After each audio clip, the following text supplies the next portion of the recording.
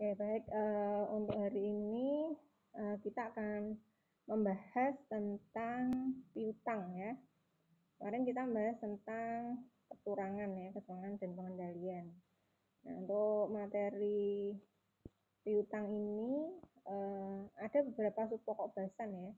Cuma di sini tidak saya sampaikan ya. Saya sampaikan lisan aja ya. Untuk capaian pembelajaran atau tujuan pembelajaran dari materi ini sudah kelihatan ya slide-nya ya.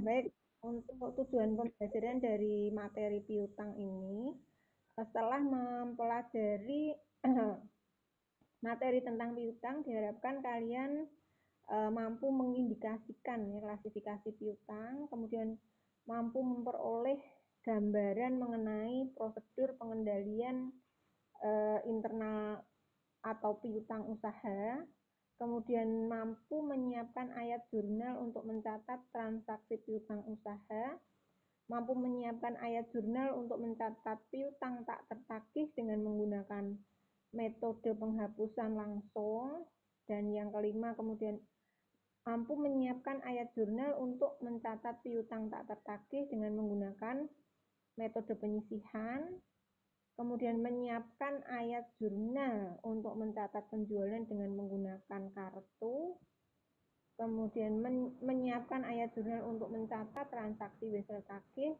dan yang terakhir mampu memahami dan menjelaskan bagaimana piutang itu disajikan dalam laporan posisi keuangan. Kita mulai ya dari jadi nanti pokok bahasannya adalah yang pertama adalah klasifikasi piutang, kemudian yang kedua akuntansi untuk piutang, yang ketiga penjualan dengan menggunakan kartu, yang ketiga akuntansi untuk wesel tagih, dan yang keempat penyajian dalam laporan posisi keuangan. Ya. Yang pertama kita akan bahas tentang klasifikasi piutang. Jadi piutang ya, piutang seperti apa namanya yang ada atau tersaji dalam laporan posisi keuangan, piutang atau account receivable ya. Jadi receivable piutang itu adalah merupakan klaim ya, klaim moneter dalam bentuk uang ya, atau jumlah yang harus ditagih dari pihak lain baik secara individu maupun perusahaan. Nah, jadi piutang itu adalah merupakan klaim moneter ya, atau dalam bentuk apa namanya uang ya, klaim dalam bentuk uang atau jumlah yang harus ditagih di pihak lain baik individu ataupun perusahaan. Nah, jenis-jenis piutang itu ada 3, yaitu piutang usaha atau account receivable, kemudian wesel tagih atau not receivable, dan piutang lain atau other receivable ya. Untuk yang pertama piutang usaha yang sering kalian temui ya di laporan keuangan,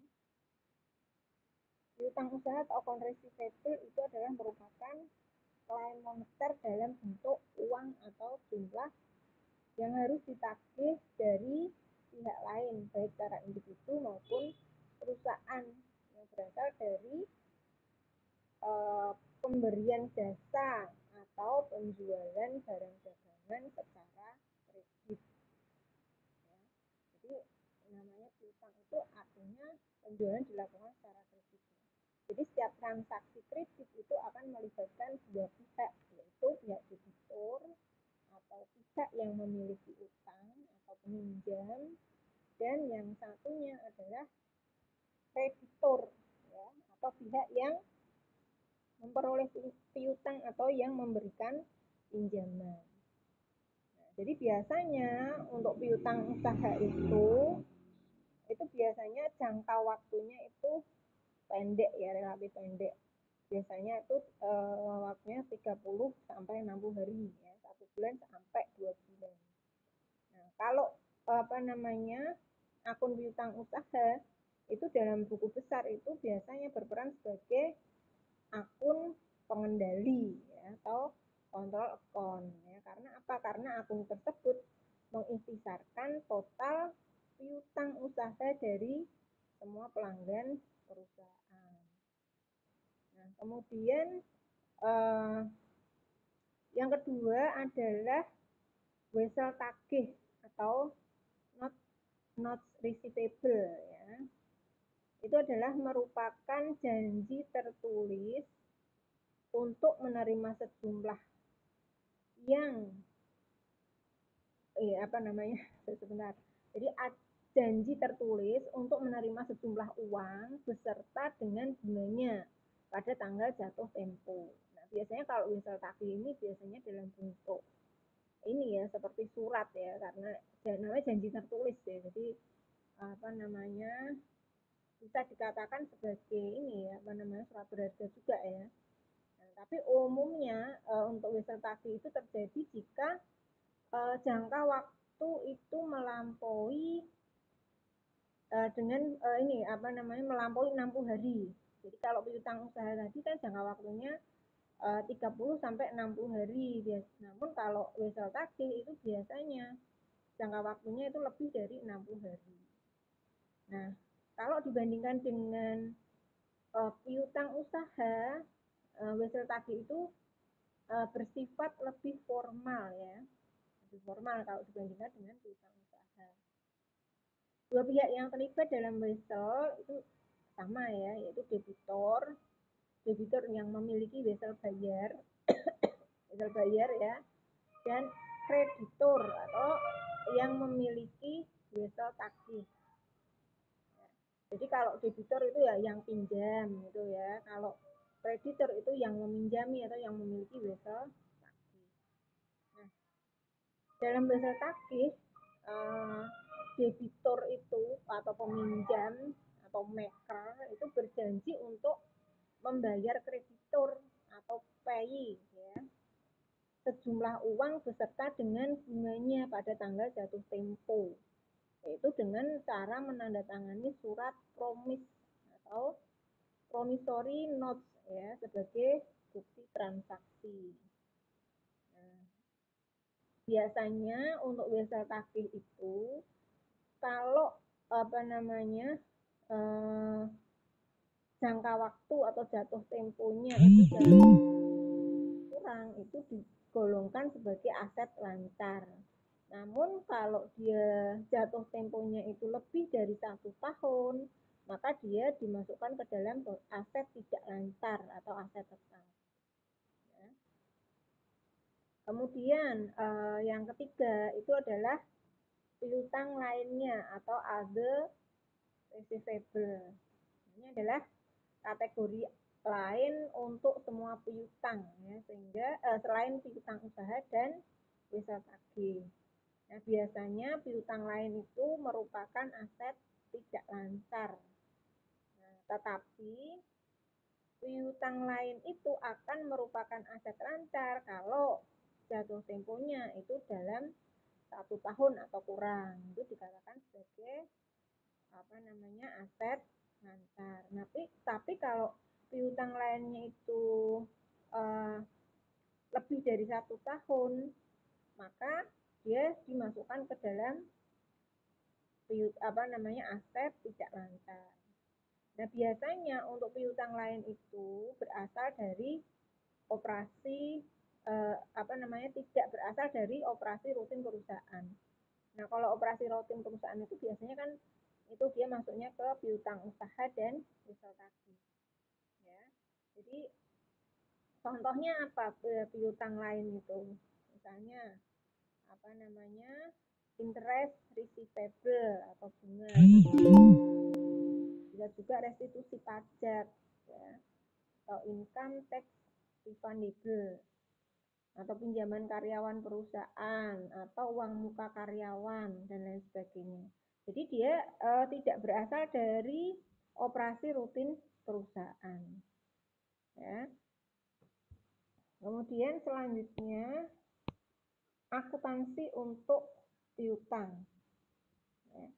Jadi untuk akuntansi piutang ya, penjualan itu kita tahu ya bisa dilakukan baik secara kredit atau secara tunai. Nah, jurnal saat perusahaan itu melakukan penjualan barang dagangan secara tunai dan kredit ya. Kalau tunai kan berarti sudah kasnya langsung dikeluarkan ya. Ketika perusahaan melakukan penjualan secara tunai, maka jurnalnya adalah kas, kreditnya piutang penjualan ya, kreditnya penjualan karena sudah menerima kas. Namun ketika perusahaan menjual itu secara kredit, maka jurnalnya adalah piutang usaha, kreditnya penjualan. Baru setelah pelunasan akan dibuat jurnal lagi, yaitu kas, kreditnya apa? Piutang usaha. Ya, piutang usahanya harus di kredit untuk mengenolkan kalau dia sudah dibayar ya. Ini salah ya, ini harusnya piutang usaha ya. Nanti dikoreksi ya. Jadi untuk mencari piutang usaha akhir itu bisa dicari dengan rumusnya ini ya, piutang awal ditambah penjualan dikurangi penghapusan ya. Dikurangi penghapusan dikurangi penagihan. Piutang awal ditambah penjualan dikurangi penghapusan dikurangi penagihan.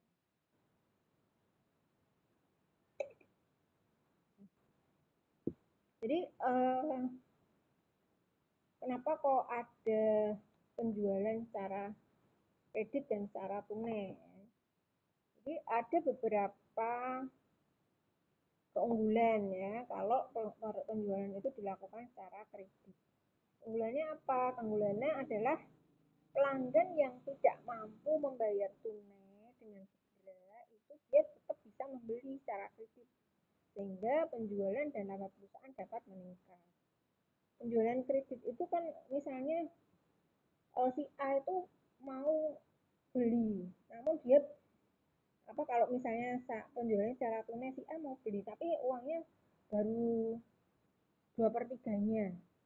Nah kalau penjualannya harus secara tunai kan akhirnya si A itu nggak jadi beli ya. Tapi kalau ketika ada alternatif bisa membeli secara kredit, maka si A itu bisa membeli. Nah kalau pembeliannya banyak artinya kan omset atau laba perusahaan kan juga akan meningkat ya. Jadi tujuannya itu adanya penjualan secara kredit.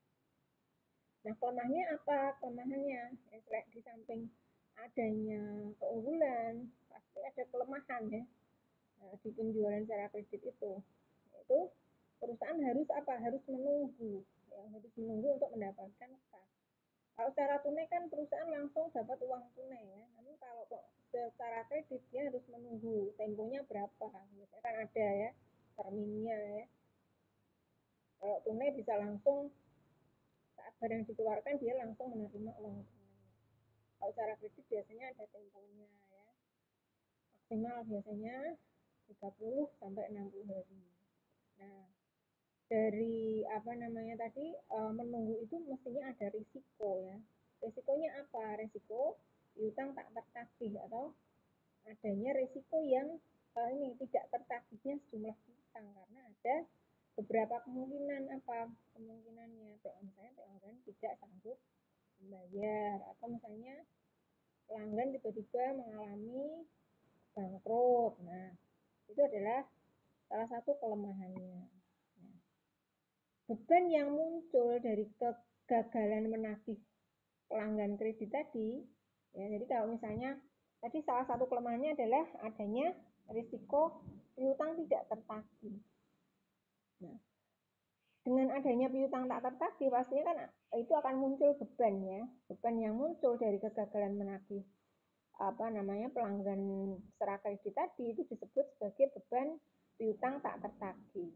Nah, beban ini akan dilaporkan sebagai beban operasi di laporan laba rugi. Nah, jadi kadang kan namanya ini ya ada kredit macet ya, seperti di bank itu kan juga adanya kredit macet sehingga menyebabkan kerugian yang harus ditanggung oleh perusahaan. Nah, Kemudian bagaimana pencatatannya ya? Pencatatan piutang tak tertagih itu bisa dilakukan dengan menggunakan dua metode ya, yaitu metode penghapusan langsung dan metode ini ada dua ya, metode penyisihan. Nah, kita masuk yang satu dulu ya. Pencatatan piutang yang pertama itu menggunakan metode langsung atau direct write off method ya. Jadi untuk metode penghapusan langsung ini adalah merupakan metode yang membebankan semua piutang yang tidak tertagih pada saat piutang tersebut tidak dapat ditagih ya. Jadi metode yang membebankan semua piutang yang tidak tertagih pada saat piutang tersebut tidak dapat ditagih. Nah, piutang itu akan langsung diakui sebagai kerugian. Jadi ketika benar-benar tidak tertagih ya, tidak benar-benar tidak tertagih, maka dia akan diakui langsung sebagai kerugian. Nah, jika piutang tersebut sudah positif dan benar-benar tidak dapat ditagih ya. Jadi metode penghapusan langsung itu dia akan langsung mencatat sebagai kerugian ketika piutang tersebut sudah positif dan benar-benar tidak dapat ditagih ya. Jadi kalau misalnya piutang tadi belum ada kepastian ya, belum ada kepastian positif apakah dia bisa ditagih atau tidak, maka nilai piutangnya tetap seperti semula. Jadi tidak dilakukan tidak dilakukan pencatatan yang kerugian tadi ya. Jadi pencatatannya sebagai biaya kerugian atau penghapusan piutang, kreditnya piutang dagang. Nanti kita akan mencontohkan menggunakan soal ya. Nah, kemudian untuk untuk metode penghapusan langsung itu sebenarnya dia tidak sesuai ya dengan IFRS ya untuk tujuan laporan keuangan. Karena apa? Karena dia tidak memperhitungkan kemungkinan penurunan nilai piutang pada tanggal laporan posisi keuangan dan tidak membandingkan antara beban piutang tak tertagih dalam periode akuntansi yang sama dengan penjualan. Jadi kalau berdasarkan IFRS metode penghapusan langsung itu tidak sesuai. Jadi perusahaan itu tidak menetapkan penyisian piutang tak tertagih sehingga piutang usaha selalu dilaporkan dalam jumlah yang penuh ya.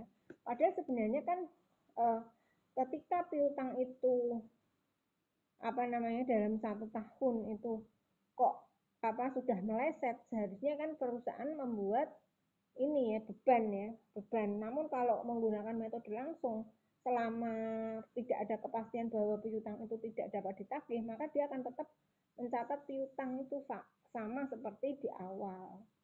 Nah, kemudian yang kedua itu adalah metode penyisihan atau allowance method.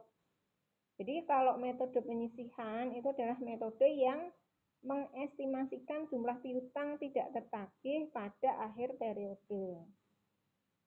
Nah, jadi pada metode penyisihan, perusahaan itu tidak menunggu untuk melihat pelanggan mana yang tidak mampu membayar. Ya, jadi pada akhir periode, kalau menggunakan metode penyisihan itu dibuat jurnal penyesuaian untuk mencari beban piutang untuk mencatat beban piutang tak tertagih. Nah, tujuannya apa? Tujuan jurnal penyesuaian adalah untuk mengurangi nilai piutang usaha ya, untuk mengurangi nilai piutang usaha kotor guna menunjukkan jumlah piutang usaha yang diperkirakan akan terrealisasi ya, di masa depan. Jadi setiap akhir periode itu pasti dibuat beban penyisihan ya, sehingga nanti mendekati realita. Ya. Jadi metode penyisihan itu dianjurkan ya kalau menurut IFRS ke penyisihan. Nah, kemudian tujuannya apa? Tujuan metode penyisihan menurut IFRS ya.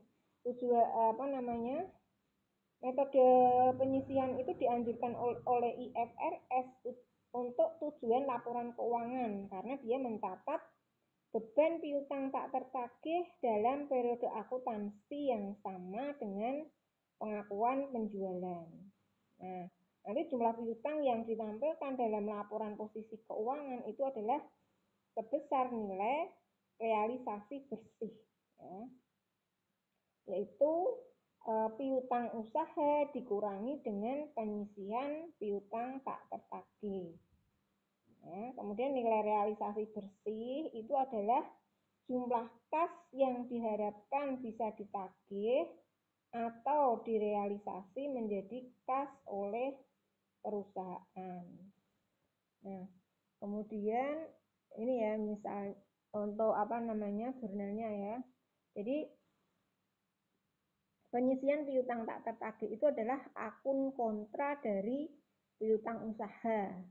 Nah, sehingga dia memiliki saldo normal di kredit. Ya, penyisihan piutang tak tertagih itu memiliki saldo normal di kredit. Sehingga jurnalnya adalah beban penyisihan piutang tak tertagih kreditnya, penyisihan piutang tak tertagih. Ya. Kemudian selanjutnya, sebentar ini kayak keliru kayaknya ini. Sebentar. Penyisihan, oh ini ya. Kalau ini untuk perhitungan penyisihan piutang tak tertagih ya. Perhitungan ini bukan penyisihan tapi penghapusan ya. Yang debitnya ini adalah penghapusan. Jadi untuk penyisihan piutang tak tertagih adalah akun kontra dari piutang usaha. Piutang usaha itu kan saldo normalnya di debit ya, sehingga piutang tak tertagih itu saldo normalnya ada di kredit. Nah, akun kontra dari piutang usaha dan memiliki, nah ini ya, jadi ini benar penyisihan, benar. Beban penyisihan piutang tak tertagih, kreditnya benar penyisihan piutang tak tertagih. Ya. Kemudian selanjutnya perhitungan penyisihan piutang tak tertagih ya. Ini bisa dicari dengan rumus penyisihan piutang tak tertagih awal ditambah beban tak tertagih dikurangi penghapusan piutang tak tertagih. Oh, hanya ada 3 ya. Jadi penyisihan piutang tak tertagih ditambah beban tak tertagih dikurangi penghapusan piutang tak tertagih. Dan saya masih ini ya, saya sebentar. Tapi benar kok, benar ini benar ya. Ini benar seperti ini jurnalnya. Nah, kemudian untuk metode penyisihan itu sendiri ada 2 metode ya untuk mengestimasi piutang tak tertagih, yaitu menggunakan metode prosentase penjualan dan yang kedua adalah metode umur piutang ya. Jadi tadi kan ada 2 ini ya, dalam mencatat piutang tak tertagih itu kan ada 2 metode, yaitu metode penghapusan dan metode penyisihan. Nah, untuk metode penyisihan itu ada 2 metode untuk mengestimasi.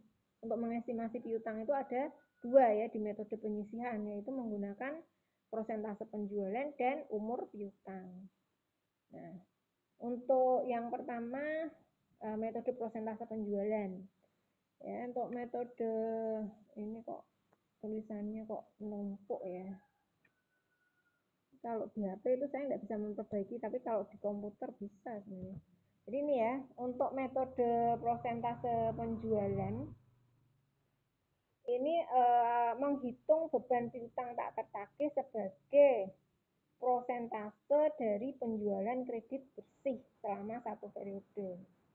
Nah, metode prosentase penjualan itu biasanya disebut dengan pendekatan laporan laba rugi, karena dia berfokus pada jumlah beban. Ya. Ini sebenarnya itu ada ini ya, apa namanya, ada kerangkanya nih ya. Jadi kotak ini ya, ini isinya itu adalah penjualan anak panah kanan kiri dibandingkan maksudnya. Jadi penjualan dibandingkan dengan beban piutang tak tertagih. Jadi prosentase penjualan ini sering disebut dengan pendekatan laporan laba rugi ya, karena dia berfokus pada jumlah beban. Misalnya nih, contohnya ya. Sebelum penyesuaian, perusahaan memiliki saldo piutang usaha sebesar 15 juta. Saldo penyisian piutang tak tertagih di sebelah kredit sebesar 2 juta. Dan saldo penjualan kredit bersih sebesar 100 juta. Beban piutang tak tertagih adalah 1% dari penjualan bersih. Maka jurnalnya, penjualan bersihnya berapa? Penjualan bersihnya kan ini ya, 100 juta. Beban piutang tak tertagihnya adalah 1%, berarti 1% dari 100 juta. Sehingga jurnalnya adalah beban piutang tak tertagih sebesar 1 juta di debit kreditnya penyisian piutang tak tertagih. Jadi kan sebelum penyesuaian ini ya, saldo piutang usahanya kan 15 juta. Nah, kemudian saldo penyisian piutang tak tertagihnya adalah 2 juta. Ya. Nah, berarti setelah posting, maka saldo penyisian piutang tak tertagih menjadi 3 juta. Ya, tadi yang pertama tadi ya, jadi 2 juta ditambah jurnal ini tadi penyisian yang apa namanya dari penyisian 1% ini ya, sehingga nanti saldo penyisian piutang tak tertagihnya ada 3 juta dan saldo piutang apa namanya usaha bersihnya menjadi 12 juta. 15 juta dikurangi 3 juta ya. Kemudian yang kedua adalah metode umur piutang. Nah, untuk metode umur piutang atau percentage of receivable basis atau aging the account receivable. Jadi mengestimasi piutang tak tertagih dengan mengelompokkan setiap akun piutang pelanggan berdasarkan berapa lama umur piutang. Nah, pengelompokan ini dikenal dengan schedule umur piutang atau aging schedule. Nah, kita lihat contohnya ya. Contohnya ini ada PT ABCDE ya. PT ABCDE itu di sini misalnya total piutang PTA itu adalah 600. Yang belum jatuh tempo tidak ada. Kemudian yang jatuh temponya 1 sampai 30 hari 300. Sudah 1 sampai 60 tidak ada. Terus yang jatuh tempo 61 sampai 90 hari 200.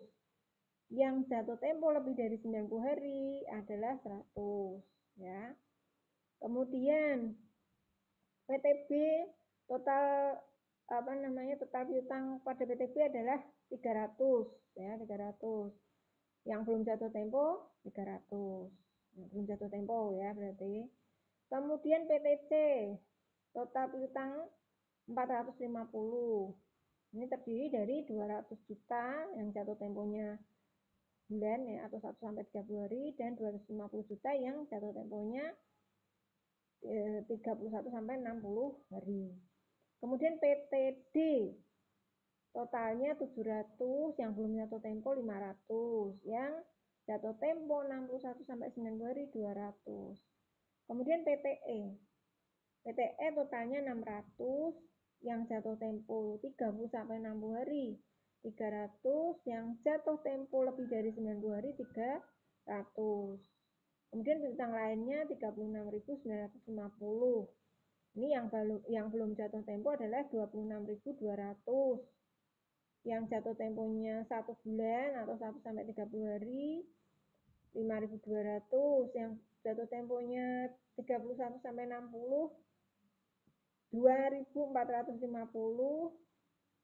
Yang jatuh temponya 61 sampai 90 hari, nah ini ya 2.000, dan yang lebih dari 90 1.900. Kemudian diestimasi, kan di total semua ya, di total nih ya, total piutangnya berarti 39.600. Yang belum jatuh tempo totalnya 27.000, yang jatuh tempo sebulan 5.700, dan sebagainya. Nah kemudian diestimasi ya, estimasi persentase tak tertagih. Misalnya untuk yang belum jatuh tempo kan artinya kan dia belum melewati batas ya. Nah, jadi kan semakin lama jatuh temponya, maka ini kemungkinan estimasi untuk tak tertagihnya akan semakin tinggi ya. Nah, jadi ketika belum jatuh tempo ya berarti akan kecil ya, belum jatuh apa namanya presentasi tak tertagihnya diestimasi misalnya 2%. Kemudian ini yang paling besar pastinya yang umurnya lebih dari 90 hari ya. Jadi yang jatuh temponya 1 bulan misalnya 4%, 2 bulan 10%, 3 bulan 20%, dan yang lebih dari 3 bulan 40%. Nah, kemudian total estimasinya. Total estimasi ini kan berarti dari ini ya, dari belum jatuh tempo tadi 2%-nya dari 27.000.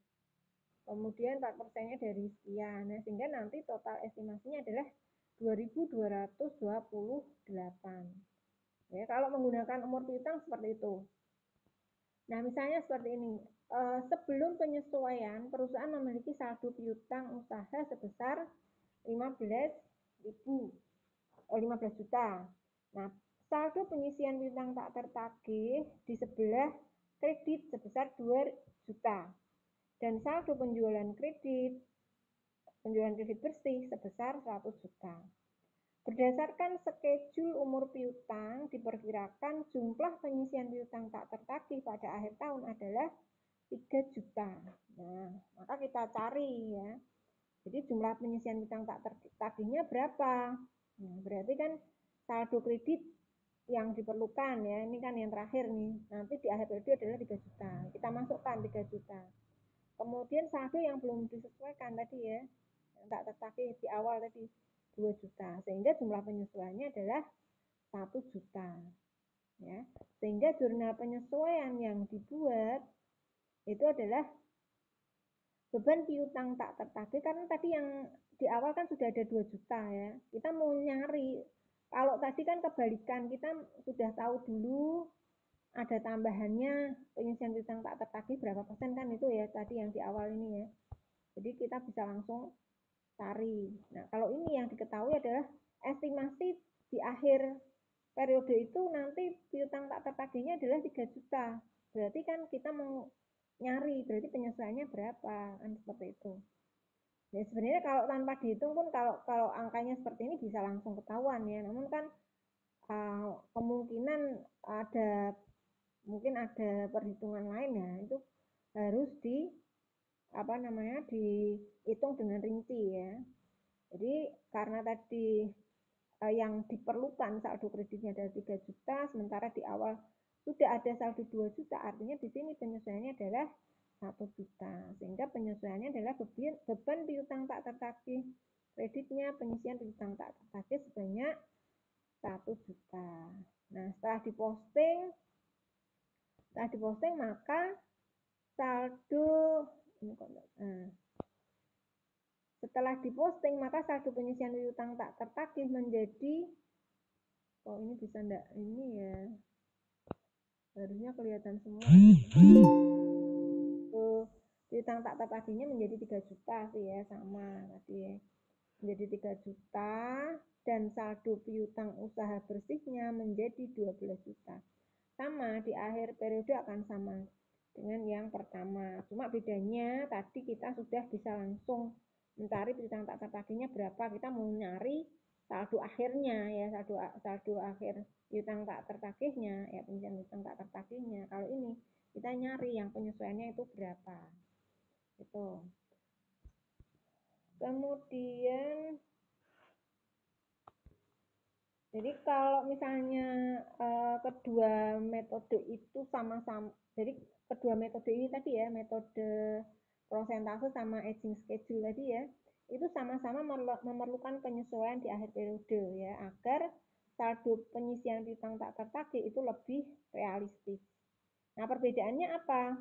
Perbedaan dari kedua metode ini adalah metode prosentase penjualan itu menyesuaikan piutang tak tertagih dengan jumlah beban piutang tak tertagih.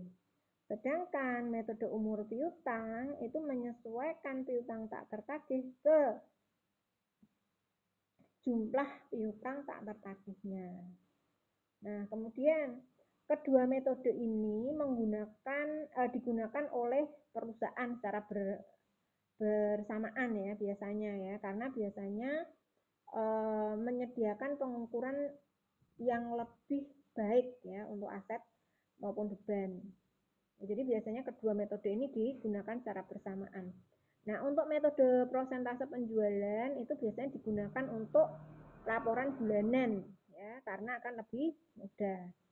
Sedangkan untuk metode umur piutang itu biasanya digunakan pada akhir tahun, yaitu untuk memastikan bahwa piutang usaha itu dilaporkan pada nilai realisasi bersih. Itu ya, jadi biasanya digunakan bersamaan, cuma itu tadi ya, kalau yang prosentase itu biasanya digunakan untuk laporan bulanan ya. Sedangkan untuk umur piutang biasanya digunakan di akhir tahun atau akhir periode. Nah, kemudian selanjutnya untuk piutang usaha ya, piutang usaha yang dihapus ya, yang dihapus itu kadang-kadang bisa dipulihkan kembali ya. Jadi piutang misalnya perusahaan itu sudah di akhir periode dia sudah menghapus piutang pelanggannya karena mungkin dianggap ini kok sudah lama nggak tertagih, akhirnya kemudian perusahaan akan mencatatnya atau menghapuskan piutangnya ya.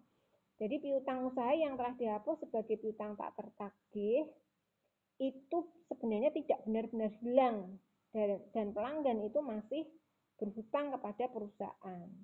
Nah, perusahaan itu hanya berhenti menagih dari pelanggan dan menghapus akun piutang sebagai piutang tak tertagih. Nah, jadi tidak benar-benar hilang ya. Jadi cuma perusahaan itu menghilangkan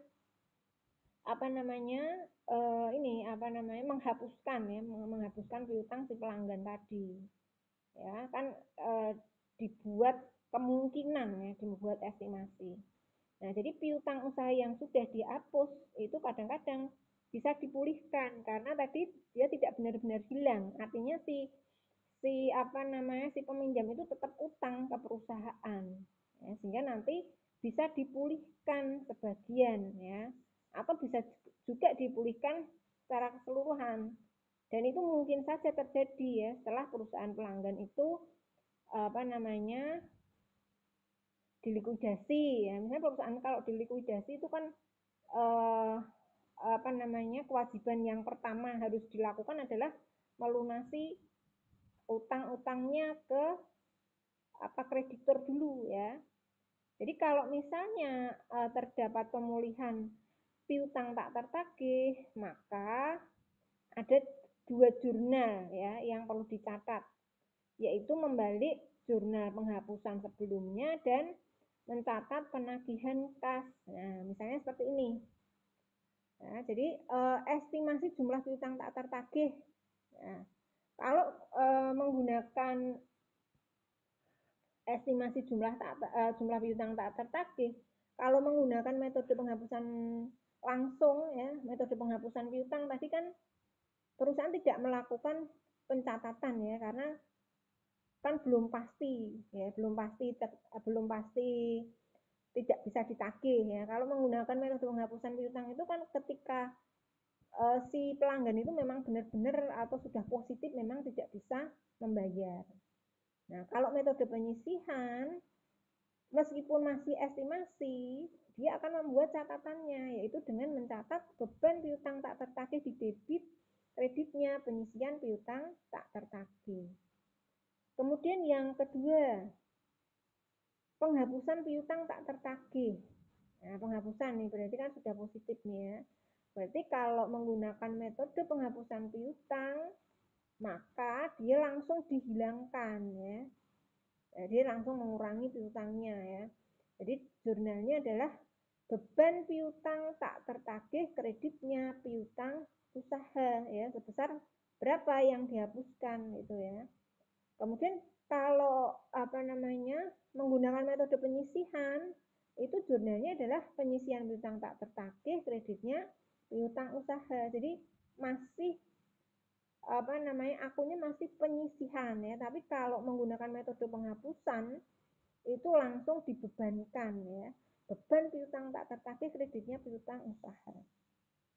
Nah, piutang tak tertagih yang sudah dihapus itu ternyata bisa diterima kembali uangnya secara tunai. Misalnya seperti ini ya, misalnya PTA itu punya utang ke perusahaan X ya. Nah, kan udah lama nih ya kalau perusahaan PTA nih kok nggak nggak bayar-bayar. Kemudian kan PT X ini tadi ya membuat penghapusan atau menyisihkan, membuat penyisihan. Nah, ternyata karena PTA itu mungkin yang namanya customer itu kan ada yang bagus ya, ada yang bagus, ada yang kurang bagus. Nah, misalnya PTA ini adalah customer yang baik ya. Jadi ketika dia mungkin waktu sebelumnya PTA ya, misalnya ngomong ke PTX seperti ini. Maaf ya, saya belum bisa membayar utang saya.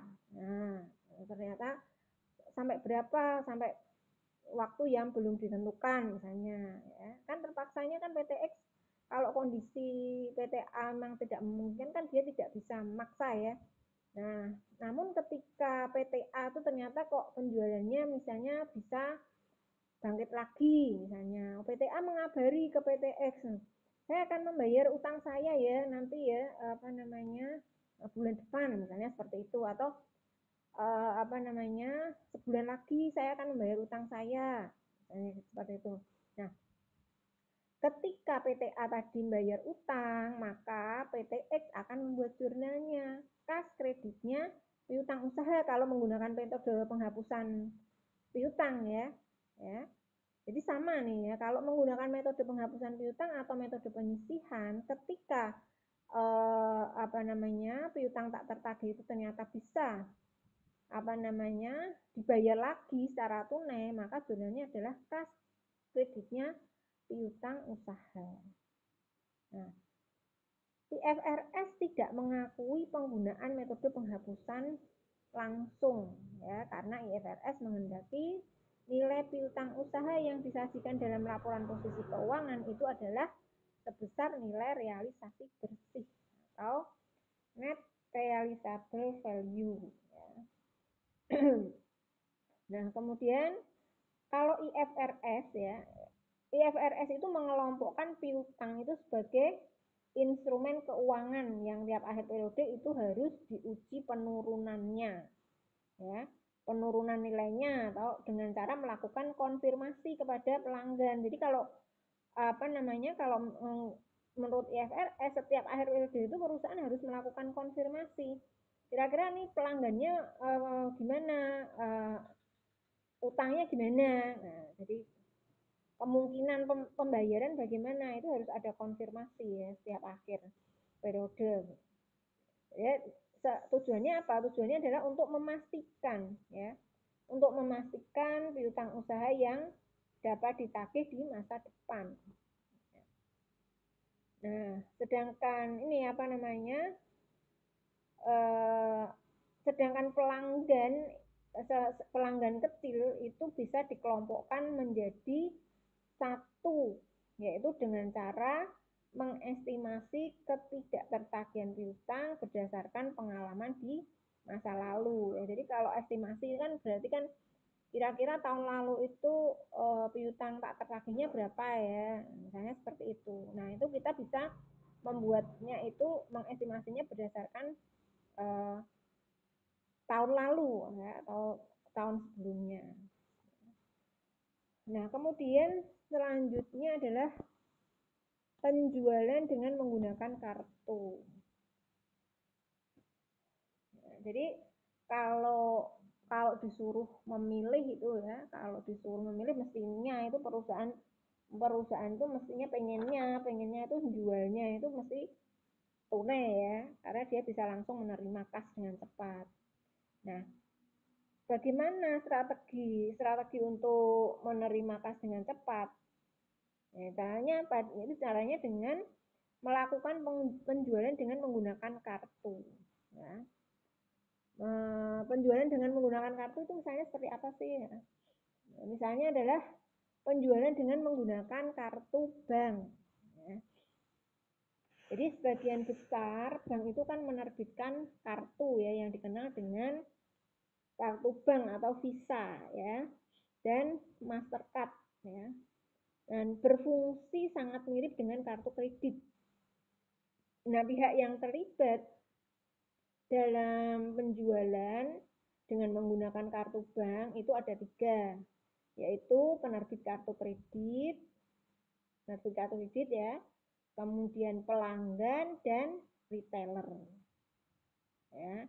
Kemudian saat retailer itu melakukan penjualan dan menerima kartu bank, maka retailer tersebut akan menerima kas pada saat penjualan. Ini kira-kira bisa bayangkan nggak? Ini hampir sama dengan kalau kamu ini ya belanja ya, misalnya belanja itu nggak pakai uang tunai, tapi menggunakan apa namanya ATM-mu itu ya, seperti itu. Nah ini tapi ini adalah mirip dengan kartu kredit ya. Kan ada beberapa ya, ada kartu kredit atau debit ya. Tapi ini bisa ya, ini hampir mirip memang. Jadi saat retailer itu melakukan penjualan dan menerima kartu bank, maka retailer tersebut menerima kas pada saat penjualan. Penjualan dengan menggunakan kartu bank itu bisa meningkatkan penjualan, tapi pendapatan tambahan yang diperoleh itu ini apa namanya membutuhkan biaya ya, kan namanya kartu bank kan melibatkan 3 pihak tadi ya. Jadi harus ada apa namanya biayanya ya. Kira-kira sekitar 1 sampai 5% ya biasanya ini ya. Jadi tadi ya yang terlibat tadi penerbit kartu kredit, pelanggan dan retailer. Jadi apa namanya saat retailer melakukan penjualan dan menerima kartu bank, maka retailer menerima kas pada saat penjualan. Kas yang diterima retailer itu lebih kecil dari jumlah penuh penjualan. Karena apa? Karena pihak bank telah memotong sebagai beban potongan kartu kredit. Nah, bagi retailer, potongan kartu kredit itu merupakan beban operasi yang akan mengurangi laba bersih perusahaan. Ya, kalau kartu kredit itu kan melibatkan pihak bank yang menagihkan bank ya. Jadi dia harus bayar biaya administrasi lah yang paling gampangnya itu ya kalau di apa namanya secara nalar ini ya itu adalah biaya administrasi ya, sehingga nanti biaya itu bagi retailer itu adalah merupakan beban operasi ya karena dia mengurangi laba bersih perusahaan. Nah misalnya seperti ini, misalnya pelanggan itu makan malam di restoran Dorifish ya dengan membayar sejumlah 10 juta misalnya dengan menggunakan kartu bank Mega Visa ya, kartu bank Mega Visa itu dia akan menagih sebesar 1% ya. Yang digunakan tadi kan kartu bank Mega Visa. Maka kartu bank Mega Visa itu dia akan menagih sebesar 1% dari nilai nominal penjualan. Nilai nominal penjualannya kan 10 juta ya, berarti biayanya yang dipotong oleh bank Mega Visa itu adalah 100.000. Nah, restoran dari Fish itu akan menagih sebesar berarti berapa? 9.900.000 ya, tidak 10 juta lagi, tapi sebesar 9.900.000 karena yang 100.000 itu dipotong sebagai biaya ya. Nah, saat mencatat penjualan dengan kartu bank, maka jurnal yang dibuat oleh restoran Dory Fish itu adalah kas di debit sebesar 9.900.000, kemudian beban potongan kartu kredit sebesar 100.000 di debit kreditnya penjualan sebesar 10 juta. Itu kalau menggunakan kartu bank ya. Kemudian yang kedua itu juga untuk bisa cepat menerima kas itu menggunakan penjualan dengan menggunakan kartu kredit. Ini hampir sama juga ya. Kalau kartu kredit ini pihak yang terlibat dalam penjualan itu juga ada 3 ya, yaitu pembuat kartu kredit berarti bank ya, pelanggan dan retailer. Nah, penerbit kartu kredit itu bertugas membayar retailer dan menagih kas dari pelanggan. Nah, perusahaan penerbit kartu kredit itu menerima beban potongan kartu kredit sebesar 1% sampai 5% dari nilai penjualan. Contohnya, masih menggunakan tadi ya, pelanggan yang makan di restoran Dory Fish dan membayar itu dengan menggunakan kartu kredit American Express misalnya. American Express akan menagih sebesar 1% dari nilai penjualan yaitu sebesar 100.000. Nah, restoran Dory Fish akan menagih sebesar 9.900.000 saat mencatat penjualan ya dengan menggunakan kartu kredit American Express. Maka jurnal yang dibuat oleh restoran Dory Fish adalah piutang usaha American Express. Ya, beda ya kalau yang menggunakan kartu bank kan tadi langsung terima kas ya. Tapi kalau menggunakan ini apa namanya American, kita buat jurnalnya piutang usaha American Express dulu ya 9.900.000, kemudian di debit lagi beban potongan kartu kredit 100.000, kreditnya penjualan. Nah, kemudian saat menagih kas ya, saat menagih kas, jurnal yang dibuat oleh restoran Dory Fish kan bisa langsung diuangkan kan ini. Berarti kan kalau kartu kredit itu artinya kan si pelanggannya kan dia apa namanya punya ini ya, punya rekening di American tadi ya, sehingga nanti Dory Fish bisa langsung ngeklaim ke American ya, American Express ya, sehingga ketika menagih kas maka Dory Fish akan membuat jurnalnya kas kreditnya piutang usaha. Ada 2 jurnal ya kalau menggunakan kartu kredit. Nah, kemudian yang ketiga itu adalah penjualan dengan menggunakan kartu debit. Nah, kartu debit mungkin kamu juga sudah sering melakukan ini ya. Jadi kalau kartu debit itu artinya kamu punya tabungan ya, ATM-mu itu ya bisa buat belanja ya. Jadi pihak kalau menggunakan kartu debit, pihak yang terlibat itu hanya 2 ya, yaitu pelanggan dengan retailer ya. Jadi tidak ada potongan nih di sini ya. Jadi contohnya misalnya tadi pelanggan makan di restoran Dory Fish tadi, dia menggesek kartu debit BCA-nya ya. Saldo bank BCA pelanggan itu nanti secara otomatis akan berkurang sebesar pembelian, dan saldo kas restoran Dory Fish secara otomatis juga akan bertambah sebesar pembelian si pelanggan tadi. Jadi hanya melibatkan 2 pihak saja kalau menggunakan kartu debit. Tuh ya. Kemudian akuntansi untuk wesel tagih. Jadi wesel tagih atau notes receivable itu adalah janji tertulis untuk menerima sejumlah uang beserta dengan bunganya pada tanggal jatuh tempo. Wesel tagih itu bersifat lebih formal ya kalau dibandingkan dengan piutang usaha. Kemudian pihak yang terlibat dalam wesel KG itu adalah debitur atau pemilik wesel bayar atau peminjam, dan kreditur atau pemilik wesel KG atau yang meminjami ya. Nah, dalam wesel KG itu debitur berjanji untuk membayar kreditur sejumlah uang beserta dengan bunganya pada tanggal jatuh tempo, yaitu dengan menandatangani surat perjanjian tertulis atau promise sebagai bukti transaksi. Nah, kemudian debitur atau maker ya, itu adalah orang yang berjanji untuk membayar jumlah yang dijanjikan pada wesel. Nah, sedangkan kreditur tadi adalah orang yang menerima janji dari debitur untuk melakukan pembayaran.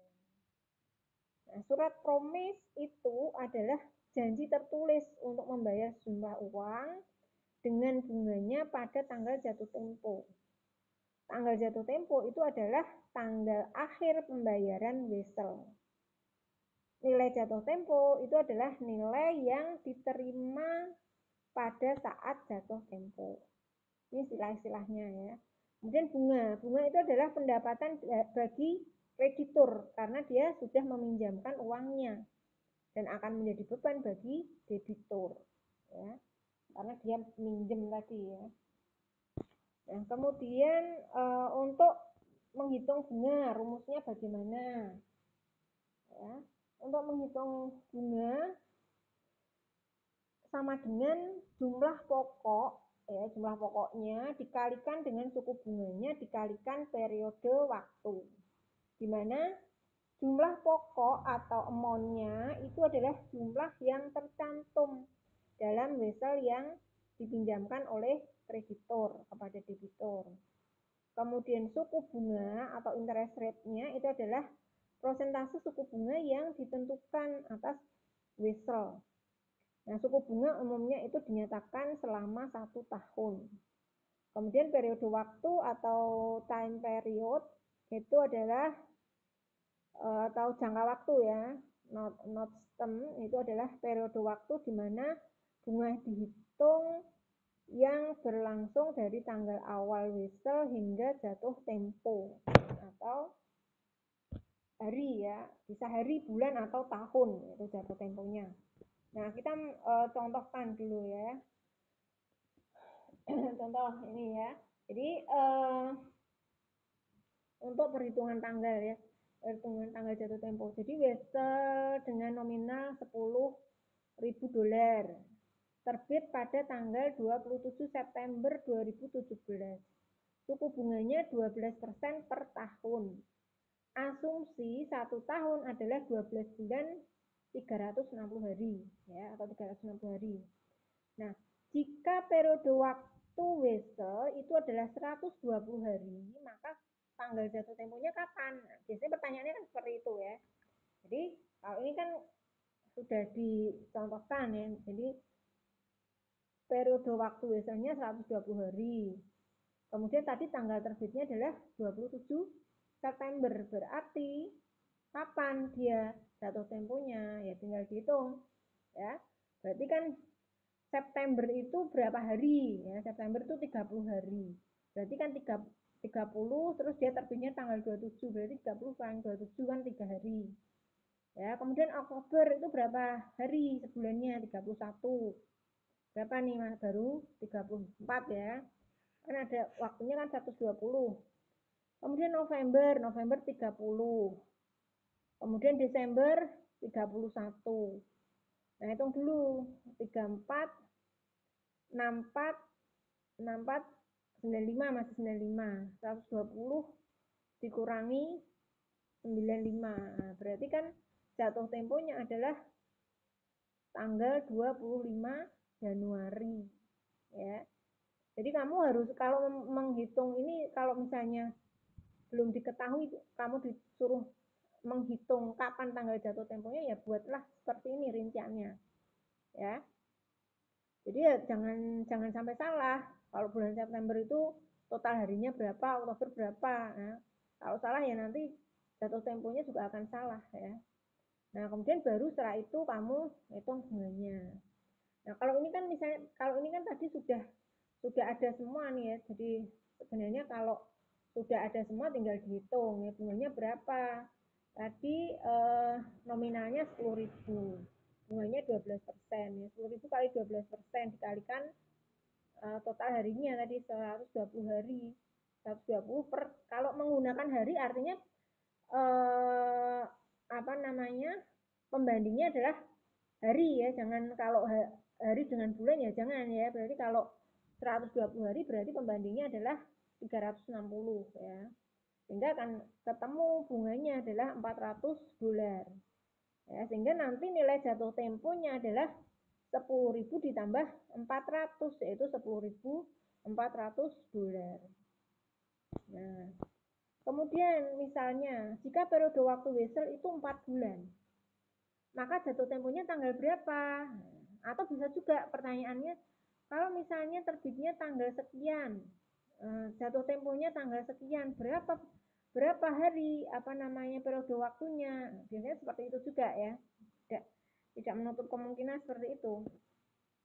Nah, kalau di sini misalnya nih periode waktu biasanya 4 bulan, kemudian jatuh temponya adalah 27 Januari. Nah, berarti kalau seperti ini kan sebenarnya bisa langsung dihitung ya karena sudah tahu semua. Ya, berarti 10.000 dikalikan 12% karena ini bulan ya berarti pembandingnya 12 ya, 4 per 12. Sama sebenarnya ya kalau misalnya mau dicari dengan menggunakan hari atau tahun bulan jumlahnya tetap sama ya, jumlah akhirnya itu 400 dolar ya, sehingga nanti nilai jatuh temponya adalah 10.400 dolar. Nah, kalau apa namanya periode waktu wesel itu setahun, maka jatuh temponya adalah tanggal, nah tadi terbitnya kan tanggal 27 September, kalau setahun ya berarti tadi September 27 September tahun 2018. Berarti jatuh temponya ya berarti 27 September 2000 berapa? 2019 ya harusnya ya. Coba tadi yang ini tadi berapa? Terbitnya 2018. Kemudian kalau periode waktunya adalah 1 tahun, maka jatuh temponya ini harusnya 2019 ya. Kan berarti kalau 1 tahun ya berarti langsung saja ya kali 1 ya, tidak ada pernya ya. Jadi bunganya berarti 10.000 dikalikan 12% dikalikan 1 ya 1.200 ya. Kan sama aja tuh 4 bulan. Kalau 4 bulan itu 400. 12 bulan kan kali 3 kan berarti sama saja. 400 kali 3 kan 1.200. Ya, jadi nanti kalau jatuh temponya 1 tahun, nilainya adalah sebesar 11.200 dolar. Tuh. Kemudian contoh perhitungan wesel. Ya, kita masuk contoh perhitungan wesel. Itu adalah misalnya perusahaan meminjamkan uang sebesar 10.000 dolar kepada PT Mumu pada tanggal 8 Oktober 2017. Suku bunganya adalah 12% per tahun. Periode waktu wesel 60 hari. Asumsinya setahun 12 bulan sama dengan 360 hari. Ya, berarti jurnalnya ya, sebelum membuat jurnal kamu harus membuat perhitungan dulu ya. Berarti kan ini tadi apa pinjamnya 10.000. Tanggal apa 8 Oktober ya terbitnya ya 8 Oktober. 8 Oktober periode waktunya 60 hari ya sudah diketahui semua nih sebenarnya ya. Berarti tinggal dihitung aja 10.000 dikali 12% dikalikan 60 per 360. Nah, berarti bunganya 200 dolar. Berarti nilai jatuh tempo, nah nilai jatuh temponya adalah 10.200 ya, 10.200. Nah, ketika apa namanya saat menerima apa namanya uang PT Mumu tadi akan membuat jurnalnya adalah wesel tagih kreditnya kas sebesar 10.000 dolar ya. Nah, kemudian biasanya kan di bunga bunganya berarti kan sebanyak ini berapa nih? 1 tahun. Suku bunga 12% per tahun. Periode waktu 60 hari kan ya, 60 hari itu kan berarti 2 bulan. 2 bulannya adalah 200.000 ya. Berarti nilai jatuh temponya 10.200. Nah, kalau misalnya tadi kamu disuruh nyari tanggal jatuh temponya tanggal berapa. Nah, berarti kan kamu harus menghitung kayak tadi ya. Jadi perhitungannya itu tadi diterbitkan tanggal 8 Oktober. Oktober itu ada berapa hari sebulannya ya. Oktober itu ada 31 hari. Enggak dikurangi 8, berarti 23 hari. Kemudian November ada 30 hari. Berarti berapa? Berarti 53 ya. Berarti 60 hari berarti kan masih kurang 7. Artinya di sini jatuh temponya adalah tanggal 7 Desember. Itu ya. Jadi nanti saat pelunasan wesel tagih maka akan dibuat jurnal itu. Buat jurnalnya adalah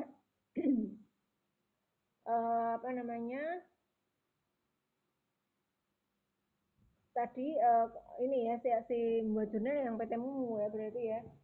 Pada saat pelunasan berarti apa? Jurnalnya. Kalau PT Mumu tadi yang menerima ya. Perusahaan berarti dia akan membuat jurnalnya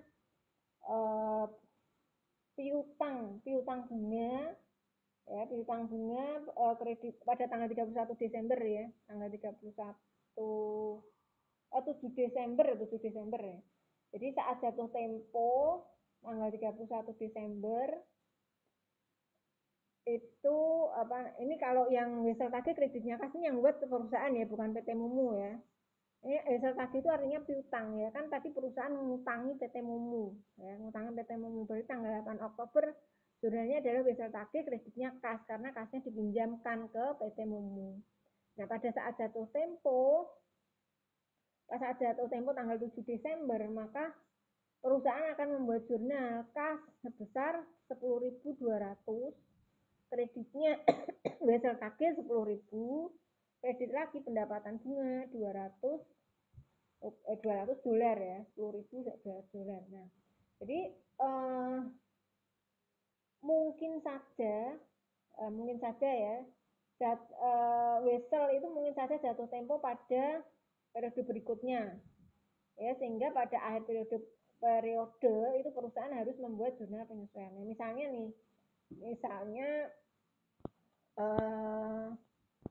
ini ya jatuh temponya tadi ya. Ini jurnalnya tadi ya. Saat jatuh tempo tanggal 7 Desember, maka perusahaan akan membuat jurnal kas kreditnya 10.200, kreditnya wesel tagih 10.000, kredit lagi pendapatan bunga 200. Nah, wesel mungkin saja jatuh tempo pada periode berikutnya, sehingga pada akhir periode perlu membuat jurnal penyesuaian atas bunga. Ya. Jadi misalnya tadi jatuh temponya tidak 7 Desember, misalnya melewati Desember 2017. Berarti nanti di tanggal 31 Desember harus dibuat jurnal penyesuaian, yaitu piutang bunga, kreditnya, pendapatan bunga. Nah, kemudian piutang bunga itu adalah pendapatan bunga yang diperoleh tapi dia belum ditagih. Sedangkan pendapatan bunga itu diperoleh seiring berjalannya waktu. Bukan hanya ketika kas itu diterima ya. Jadi pendapatan bunga itu meskipun kita belum menerima uang kas ya, tapi kalau itu sudah masuk ke periodenya maka kita bisa mengakuinya sebagai pendapatan bunga. Misalnya seperti ini. Nah, perusahaan itu meminjamkan uang sebesar 10.000 tadi kepada PT Mumu ya pada tanggal 8 Oktober 2017. Suku bunganya 12% per tahun, periode weselnya 120 hari. Asumsi 1 tahun sama dengan 12 bulan. Nah, kita hitung seperti yang tadi ya, seperti yang kalau mau menghitung bunga ya, tapi sebelum menghitung bunga kan tadi perusahaan sudah mengeluarkan kas ya, berarti pada tanggal 8 Oktober harus dibuat jurnal dulu. Jurnalnya adalah wesel tagih kreditnya kas sebesar 10.200. dolar. Nah, kemudian baru dibuat perhitungan. Ya. Perhitungan jatuh temponya ya, berarti tadi 31 Oktober ya, berarti 23, November 30, kemudian Desember 31 kan masih berapa nih? Masih 61, masih 84 ya. Kemudian Januari 31, berarti berapa nih? Masih 100 berapa tadi? 362, 92, 92, 115 ya. Berarti jatuh temponya tanggal 5. Nah, kan ini kan melewati tahun 2017 ya. Sehingga ini pada tanggal 31 Desember itu harus dibuat penyesuaian. Nah, kita hitung dulu bunganya. Ya, bunganya tadi 10.000 kali 12% kali 120 per 360 kan 400 ya. Nilai jatuh temponya berarti nanti nilai jatuh tempo selama 120 hari itu adalah 10.400. Namun pada tanggal 31 Desember kan harus dibuat penyesuaian tadi ya. Kan sudah merupakan haknya perusahaan sebenarnya itu ya, karena melewati harinya. Jadi pada tanggal 31 Desember harus dibuat penyesuaian. Tanggal 31 Desember tadi berapa hari kalau sampai tanggal 31 Desember? Berarti kan 31 tambah 30, 61 berarti kan 84 ya. Berarti kita hitung bunganya adalah ini 10.000 kali 12% kali 84 per 360. Sehingga pada tanggal 31 Desember dibuat jurnal, yaitu piutang bunga kreditnya pendapatan bunga sebesar 280 dolar. Nah, jurnal penyesuaian ini membebankan bunga yang sesungguhnya terjadi ke setiap tahun. Jika perusahaan tidak membuat jurnal pembalik, maka saat jatuh tempo tanggal 5 Januari jurnalnya, nah, biasanya kan untuk di awal periode kadang kan perusahaan membuat jurnal pembalik ya. Di awal periode kalau dibuat jurnal pembalik ya, jurnalnya di tanggal 1 Januari 2018 itu adalah pendapatan bunga kreditnya piutang bunga. Tapi kalau misalnya tidak dibuat jurnal pembalik, misalnya dibuat jurnalnya langsung tanggal 5 Februari, maka jurnal yang dibuat adalah kas di debit sebesar 10.400, kemudian kreditnya wesel tagih 10.000, karena tadi sudah diakui sebagai piutang di bulan Desember, karena sudah dibayar berarti piutangnya harus dikredit ya sebesar 280.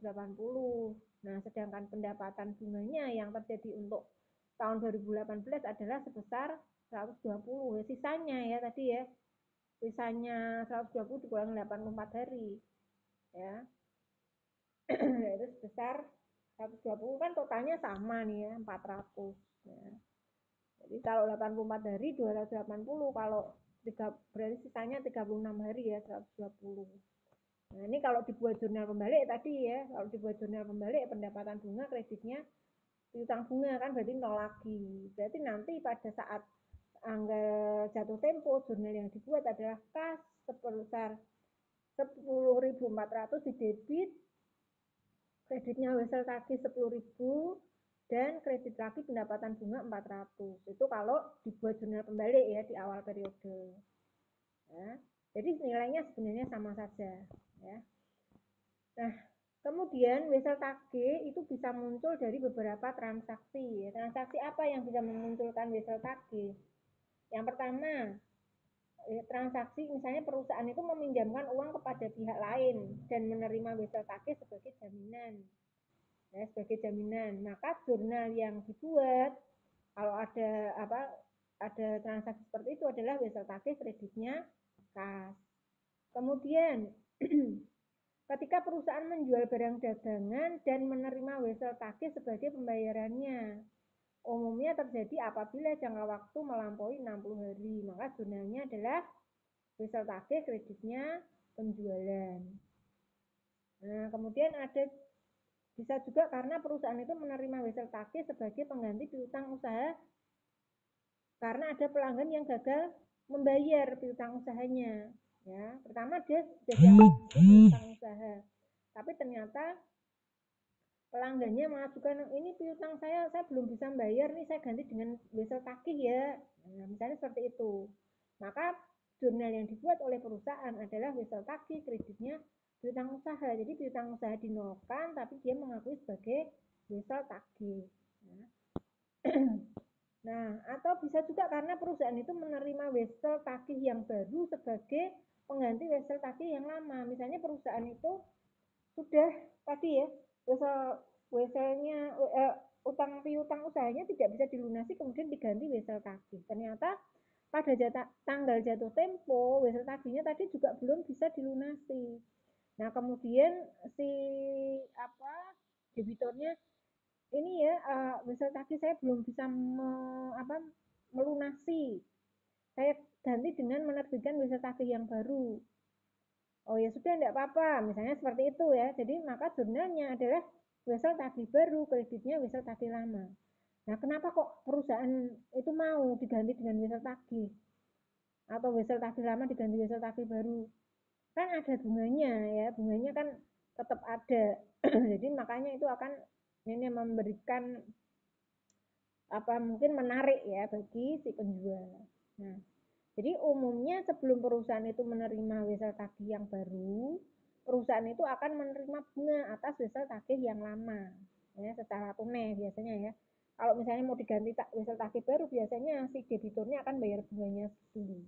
Ya, jurnalnya ketika perusahaan menerima pembayaran bunga, jurnalnya adalah kas, kreditnya pendapatan bunga atau pendapatan bunga wesel tagih lama. Nah, wesel tagih yang bisa dilunasi sepenuhnya pada saat jatuh tempo disebut dengan wesel tagih yang tidak ditolak, ya, atau honored notes, ya.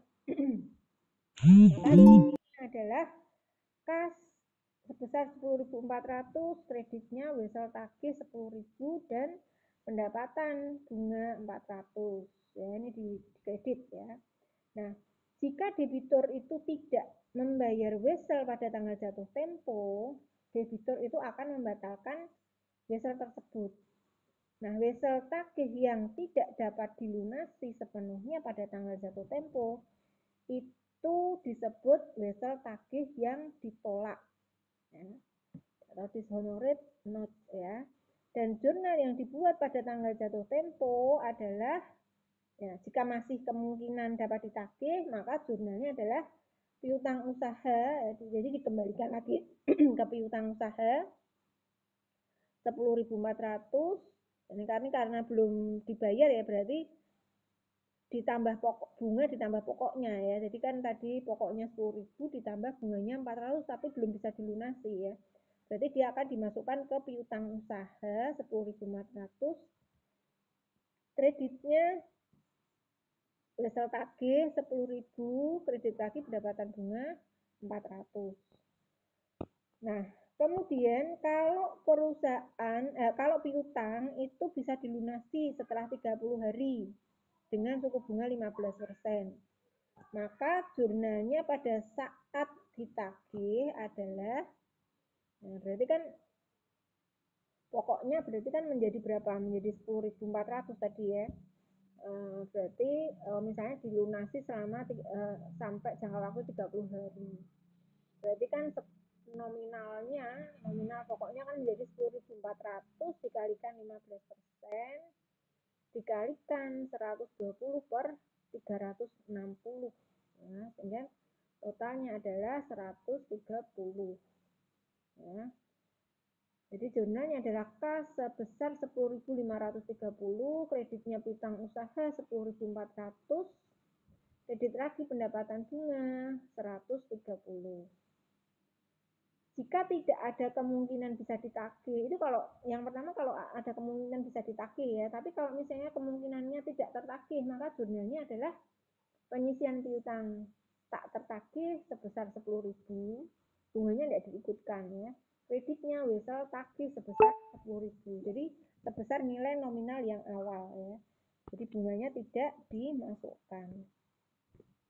Nah, kemudian perusahaan yang memiliki wesel tagih mungkin saja dia memerlukan kas sebelum wesel tagih itu jatuh tempo.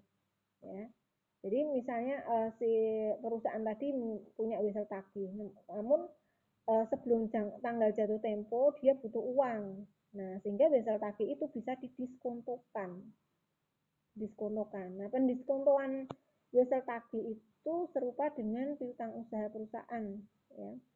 Jadi perusahaan itu akan menerima pendiskontoan dengan cara nilai jatuh tempo dikurangi dengan diskontonya. Diskonto itu apa? Diskonto itu adalah nilai jatuh tempo dikalikan suku bunga diskonto dikalikan periode waktu diskonto. Nah, jika hasil pendiskontoan itu lebih besar dari nilai nominal wesel, maka akan langsung muncul pendapatan bunga. Ya, jadi kalau hasil diskonto itu lebih besar dari nilai nominal wesel, maka akan muncul pendapatan bunga. Dan kalau hasil pendiskontoan itu lebih kecil dari nominal wesel, maka muncul beban bunga. Misalnya, berarti jurnalnya seperti ini ya, jurnalnya kas. Kalau kalau lebih kecil dari nominal, maka jurnalnya adalah kas di debit, kas di debit, beban bunga di debit, kreditnya misal tagih. Ya. Tapi kalau nilai diskontonya lebih besar dari nilai nominalnya, jurnalnya adalah kas di debit, kreditnya, pendapatan bunga, dan wesel tagih. Nah, kemudian untuk penyajiannya, itu untuk penyajiannya, sebentar.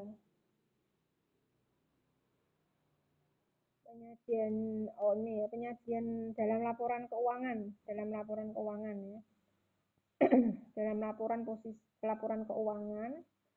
posisi keuangan ya, piutang itu kan aset ya. Jadi penyajiannya nih dia dimasukkan ke aset lancar ya. Aset lancar ini kan misalnya nih di sini kalau ini menggunakan IFRS ya. Kalau menggunakan IFRS kan yang dicatatkan aset tetap dulu baru aset lancar ya. Misalnya aset tetap ini ada tanah, bangunan, ya, akumulasi penyusunan bangunan ya. Kemudian investasi utang jangka panjang, investasi ya. Kemudian wesel tagih jangka panjang, piutang lainnya ya. Tapi kalau piutang wesel tagih jangka panjang dia masuknya aset tetap ya. Tapi kalau wesel tagih jangka pendek ya dia masuknya di aset lancar ya. Masuknya di sini. Penyisian piutang tak tertagih itu langsung akan mengurangi piutang usahanya ya. Jadi dia sebenarnya kan posisinya saldo normanya ada di kredit. Namun kalau di laporan posisi keuangan dia biasanya langsung mengurangi akun piutang usaha. Ya, dimasukkan di sini. Itu. Sama saja sih ya selebihnya.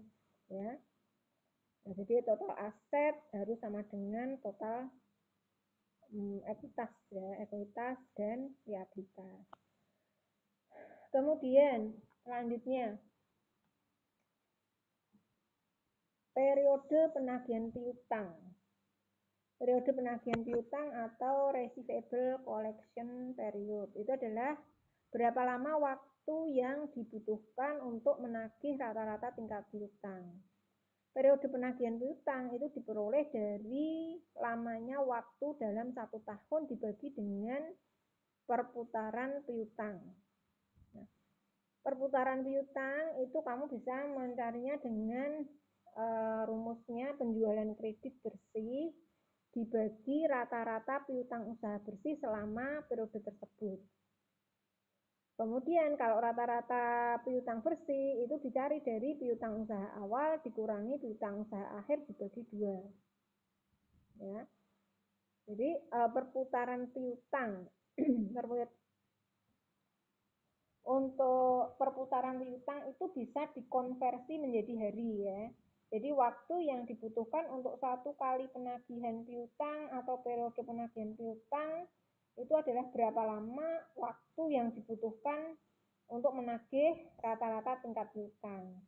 Nah, periode penagihan piutang itu diperoleh dari lamanya dari lamanya waktu dalam 1 tahun dibagi dengan perputaran piutang. Nah, kemudian untuk perputaran piutang ini ada ini ya, misalnya 6 kali. Kalau 6 kali artinya kan berarti 360 dibagi 6 ya. Berarti waktu yang dibutuhkan untuk 1 kali penagihan itu adalah 60 hari. Kalau perputaran piutangnya misalnya 3 kali, ya berarti untuk waktu yang dibutuhkan untuk 1 kali penagihan itu 360 dibagi 3, yaitu 120 hari.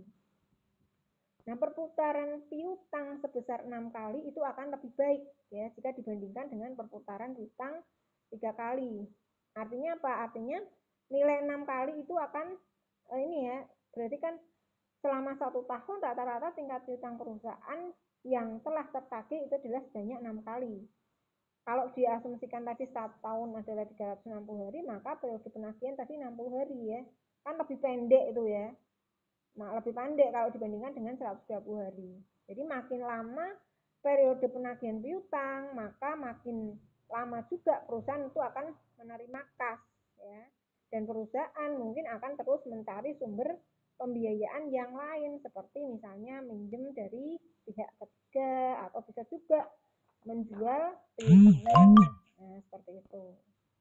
Nah, ini untuk soalnya nanti bisa dikerjakan. Nanti ini saya membahas tentang yang rekonsiliasi ya.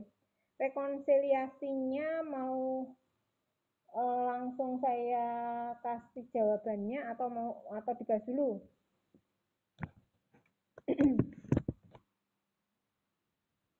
Halo?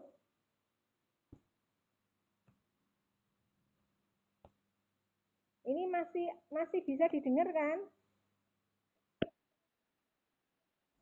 Untuk materi yang hari ini ada pertanyaan enggak untuk materi hari ini sebelum kita bahas tentang rekonsiliasi?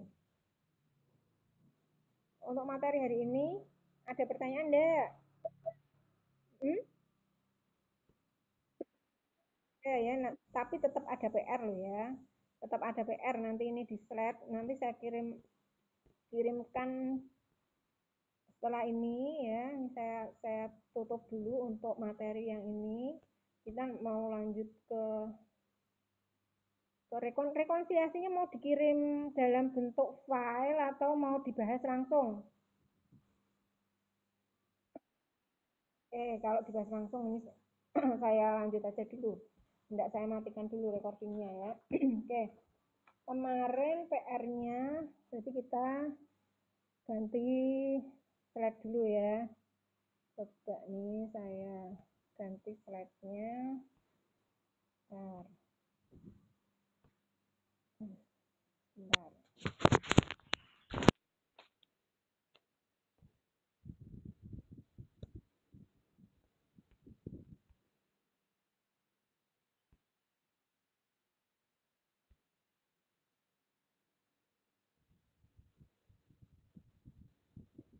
Pengendalian.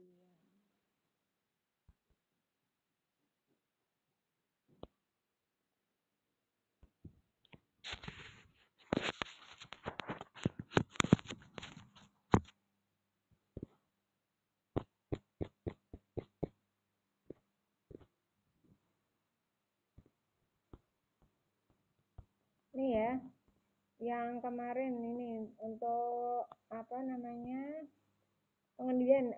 Ini ada yang sudah menyiapkan filenya untuk yang rekonsiliasi. Silahkan ini saya share screen saya matikan dulu. Silahkan kalian ini apa namanya tampilkan share screen-nya. Yang mau share screen siapa nih? Lalu cepet loh ya, jangan lama-lama ini waktunya sudah mau habis ini saya ngajar di kelas lain.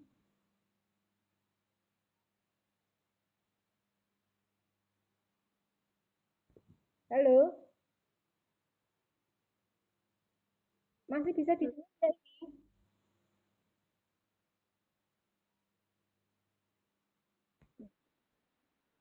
Ayo tuh cepet fast respon dong, fast respon. Ini saya habis ini ngajar kelas A2 loh ini. Yuk fast respon nih saya tutup dulu, stop Stop sharing dulu. Silahkan yang mau share screen siapa? Tadi kan Ibu sudah minta untuk disiapkan. Siapa yang mau share screen? Boleh, silahkan.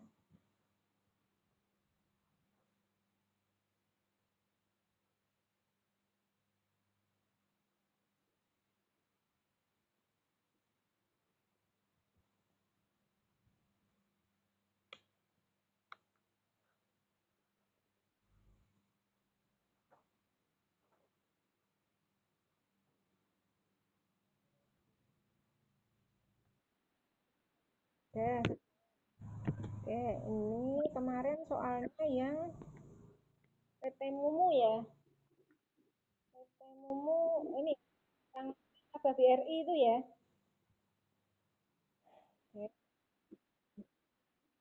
Oke, nah kita lihat PT Mumu, soalnya ya PT Mumu merupakan nasabah Bank BRI. Sambil disimak, masing-masing sambil disimak itu ya, apa namanya, soalnya ya. Jadi PT Mumu merupakan nasabah Bank BRI. Saldo kas pada pembukuan perusahaan per 30 November 2017 adalah 23 juta. Total penerimaan kas selama bulan November 2017 adalah sebesar 5.460.000 dan total pengeluaran kas selama bulan November 2017 adalah sebesar 2.210.000. Saldo kas pada laporan bank per 30 November 2017 menunjukkan saldo sebesar 16 juta.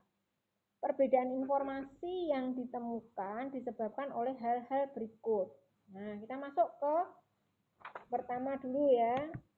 Pertama itu cek perusahaan yang belum diuangkan oleh pemasok sebesar $1.400. Jadi dia masuknya kemana? Masuknya mengurangi saldo bank ya, mengurangi saldo bank sebesar berapa?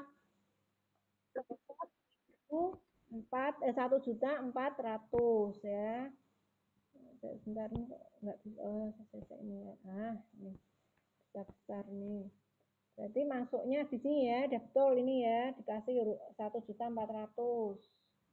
Kemudian transaksi yang kedua, cek yang dikeluarkan untuk membeli perlengkapan senilai 838.000 salah catat oleh perusahaan sebesar 383.000. Berarti ini kan salah catat ya. Jadi apa namanya, cek yang dikeluarkan untuk membeli perlengkapan itu harusnya adalah 838. Ternyata perusahaan nyatetnya salah 383. Ya, berarti selisihnya 838 dikurangi 383. Berarti ini akan mengurangi ya. Mengurangi saldo perusahaan ya. Sebesar 455.000. Nah, ya, di sini ya dikasih notasi ABC ya sesuai dengan transaksinya. Betul itu. Kemudian yang C, terdapat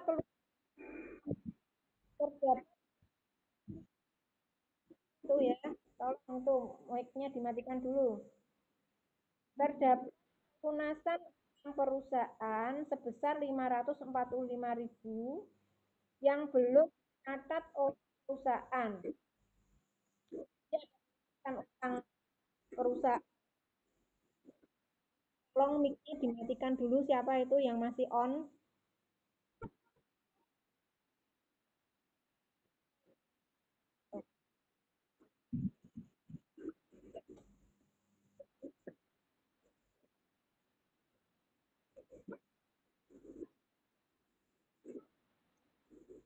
Ini yang masih siapa ya ini ya?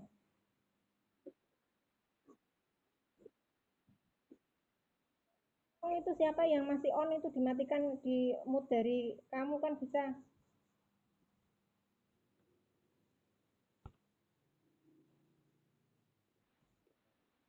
Oke. Oke, lanjut yang ketiga tadi ya. Yang C, terdapat pelunasan utang perusahaan sebesar 545.000 yang belum dicatat oleh perusahaan. Jadi pelunasan utang, perusahaan melunasi utang tapi dia belum nyatet ya. Berarti ya, ini adalah mengurangi saldo perusahaan ya, mengurangi saldo perusahaan ya. Yang C 545.000. Yang sudah pinter gitu loh ya. Kemudian yang D, terdapat setoran melalui bank dari pelanggan sebagai pelunasan wesel yang sudah jatuh tempo sebesar 2.080.000. Sudah termasuk bunga sebesar 100.000 dan biaya penagihan 20.000. Jadi ada setoran melalui bank ya dari pelanggan melalui pelunasan wesel ya yang sudah jatuh tempo ya.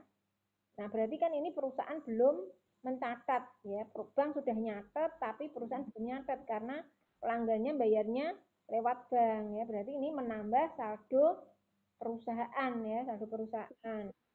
Kita masuk coba menambah D ya.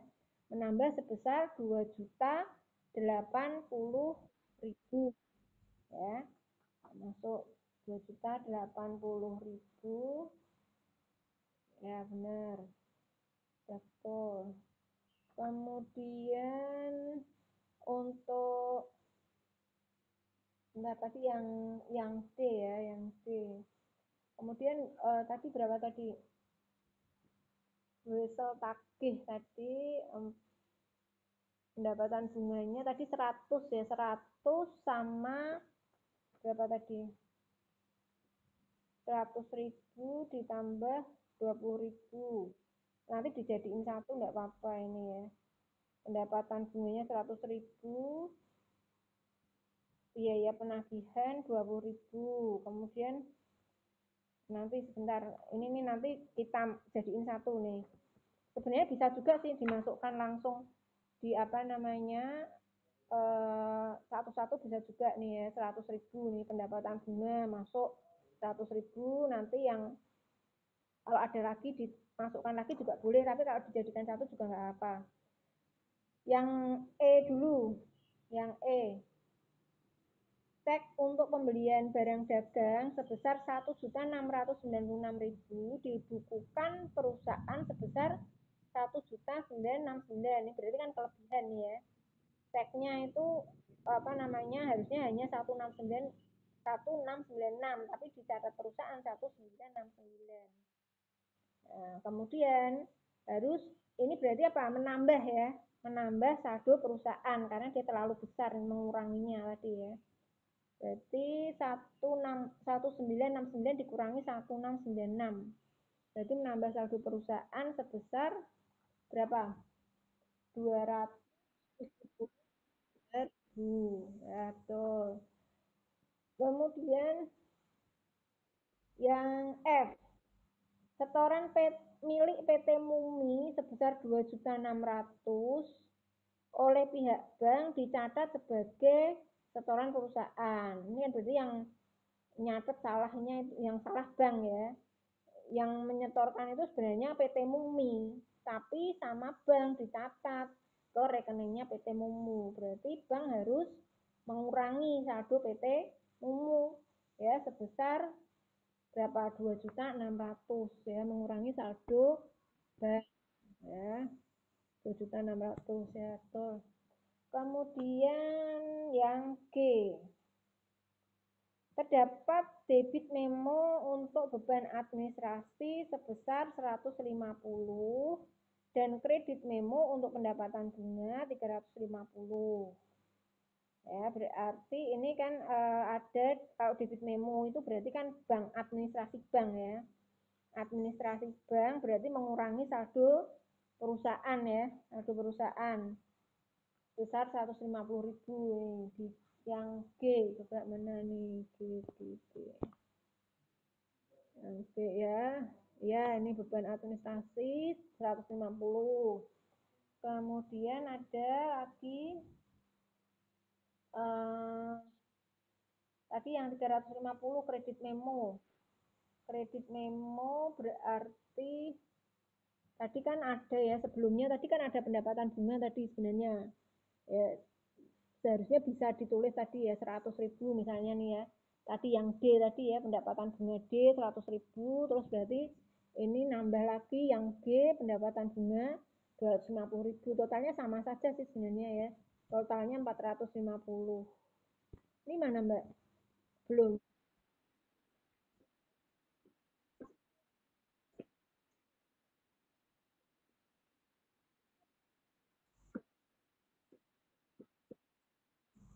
Bentar. Terdapat nomor berapa tadi ya? Oh, yang terdapat setoran melalui bank dari pelanggan sebagai pelunasan desa yang sudah jatuh tempo sebesar 2.080.000. Sudah termasuk sudah termasuk bunga sebesar 100.000 dan biaya penagihan sebesar 20.000. Bentar. Bentar.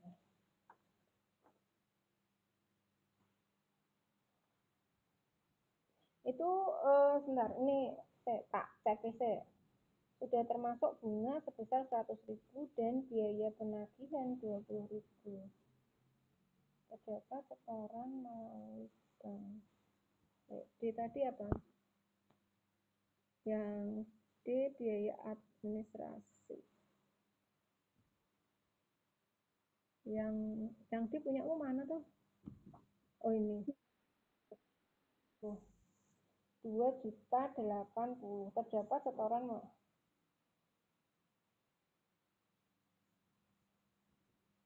Oh, bentar. 2.080 ya.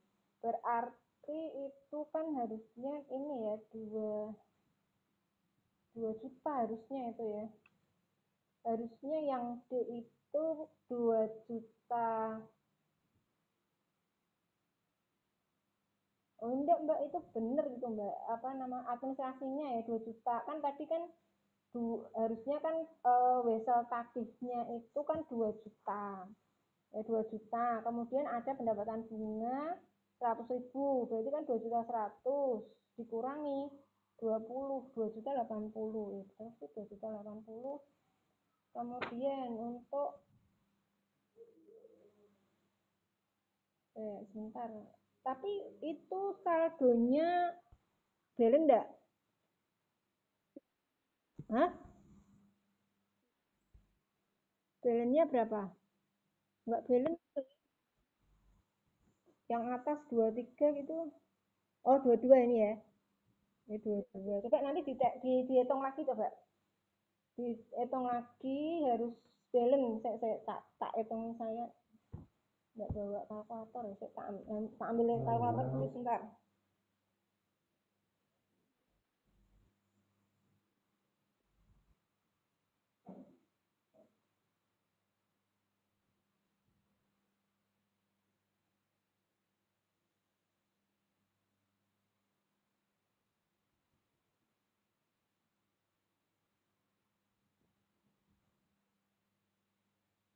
Cek dulu, ngitung dulu sebentar. Kalkulatornya mana ya? Kalkulator. Tak cek dulu ya. Dua, dua, tiga dikurangi 2080. Kemudian ditambah ya 23 ditambah 2080 ditambah 273 ditambah oh iya betul ya 350 ya pendapatan bunga 350 betul 350 iya mbak betul betul salah saya Iya, betul 350. Karena tadi sudah masuk di 280. Oke, lanjut. Sampai mana tadi? H ya, berarti ya. Oke. Setoran perusahaan sebesar 4.560.000 belum nampak dalam rekening koran. Ya, jadi perusahaan sudah nyetor ya, tapi masih di jalan ya, deposit in transit ya. Berarti ini nambah bank ya sebesar 4.560. Ya, betul. Oke, lanjut. Yang I, terdapat pelunasan piutang dari pelanggan sebesar 1.297.000 yang belum dicatat oleh perusahaan. Ya, berarti ini pelunasan ya, berarti menambah saldo perusahaan. Berapa? 1.297 ya, betul. Oke, lanjut yang C. Sebuah cek yang diterima dari pelanggan sebesar 3.850. Cek yang diterima dari pelanggan ternyata tidak cukup dananya. Ini berarti cek kosong ya. Cek kosong berarti maksudnya berarti mengurangi ya, mengurangi saldo perusahaan ya sebesar 3.850. Kemudian yang K, cek sebesar 5.440 yang ditarik oleh PT Mumi masuk dalam rekening koran perusahaan ya. Jadi yang menarik itu sebenarnya PT Mumi, tapi ternyata sama bank salah dicatat. Yang dikurangi itu PT Mumu ya. Berarti ini menambah saldo perusahaan yang ada di bank ya sebesar 5.440. Nah, kemudian kita total ya. Total semua yang total pengeluarannya berapa, penambahannya berapa nih, 16 juta ya, yang bank dulu ya 16 juta ditambah berapa nih, 10 juta ya, berarti kan 26 juta ya, dikurangi pengurangannya adalah 4 juta ya, berarti 22 juta ya. Kemudian yang perusahaan saldo awalnya 23 juta, kemudian penambahannya totalnya 4 juta ya, 4 juta, berarti 27 juta. Kemudian pengurangannya 5 juta. Nah, berarti saldonya balance ya 22 juta. Jadi artinya kalau membuat rekonsiliasi, artinya antara saldo menurut bank dengan saldo menurut perusahaan itu harus balance ya. Kalau banknya 22 juta ya berarti perusahaan juga harus 22 juta ya. Jadi harus sama kan, ini miliknya perusahaan ya. Oke, kemudian yang ini hanya satu aja atau ada dua nih pertanyaannya? Yang jurnalnya ya, jurnalnya. Jurnal yang dibuat itu adalah jurnal yang berhubungan dengan perusahaan saja ya. Yang dengan bank tidak perlu dibuat jurnal.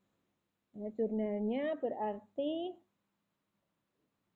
apa saja jurnalnya? Jadi jurnal itu hanya ini yang untuk perusahaan berarti wesel tagih tadi ya. Wesel tagih sebesar berapa tadi, 2 juta ya. Kemudian pendapatan bunganya tadi ada 2 kali tadi. Ini ditulis 2 juta nih untuk bunga yang dari D tadi wesel tagih. Totalnya 2 juta, kemudian pendapatan bunganya itu dari D sama G ya 100 sama 350. Kemudian pembelian yang dibuat jurnal kan, pembelian ya tadi, atau mau dibuat satu-satu juga boleh ya, yang D dulu, yang D tadi setoran bank tadi ya, berarti jurnalnya adalah kas sebesar berapa, berarti 2.080.000, kreditnya wesel tagih 2 juta dan pendapatan bunga 100.000. Sudah betul belum yang D?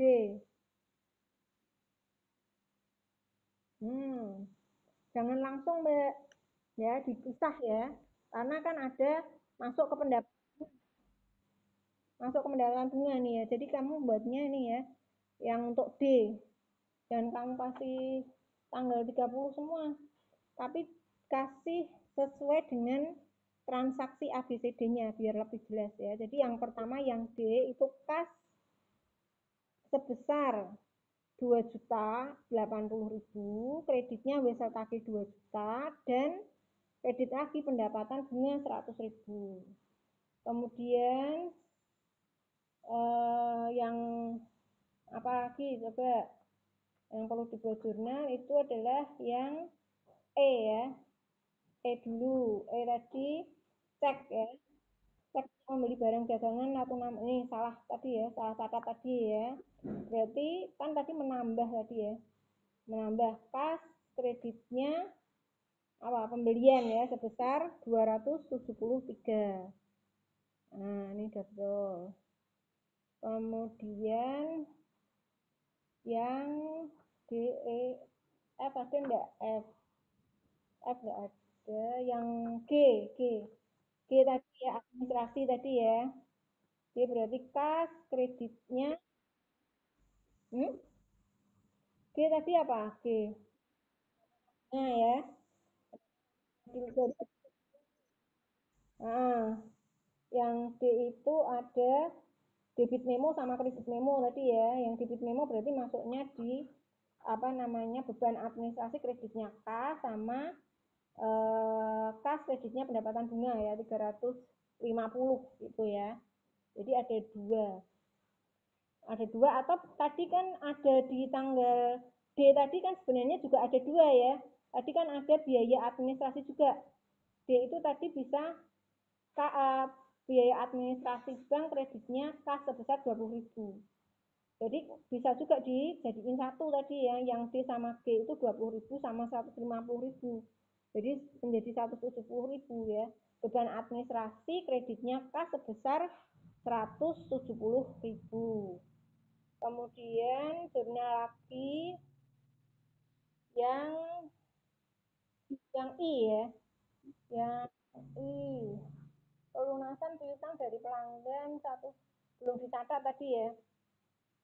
Belum dicatat oleh perusahaan. Berarti kan kas kreditnya piutang usaha ya sebesar 1.297.000. Kemudian ada lagi T kosong ya, yang C ya, yang apa?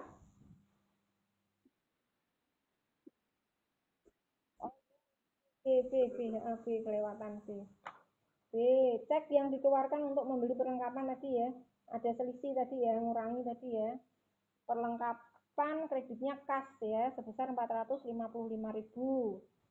Kemudian yang C yang terakhir ya, C itu sebuah yang dari pelanggan. C ada juga enggak? Oh, C ada salah juga ya tadi ya. Pelunasan ya, belum dicatat tadi ya. Oh iya iya, ini ya. Berarti ini adalah pelunasan utang, berarti utang usaha kreditnya kas sebesar 545. Kemudian yang terakhir C ya.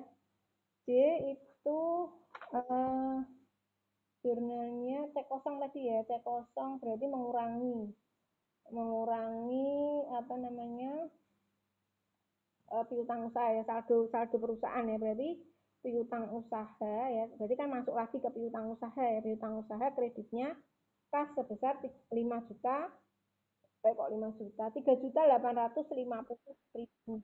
Nah, jadi nanti jurnalnya dibuat satu-satu ya, sesuai dengan transaksinya. Jangan dibuat tanggal 30 semua karena kan ini biar bisa membedakan nanti ini jurnal untuk yang transaksi mana ya, seperti itu. Oke ya, itu kira-kira ada pertanyaan untuk rekonsiliasi? Ada pertanyaan untuk rekonsiliasi? Belum ada ya. Oke, kalau tidak ada pertanyaan, jangan di ini dulu sebenarnya ya. Oke, kalau tidak ada pertanyaan untuk materi hari ini, saya kira cukup ya. Dan waktunya memang sudah habis ya, saya harus masuk di kelas A2. Sampai ketemu minggu depan. Jangan lupa PR-nya ya nanti ya. Saya kirimkan. Sampai ketemu minggu depan. Semoga ilmunya berkah dan manfaat ya. Wassalamualaikum warahmatullahi wabarakatuh.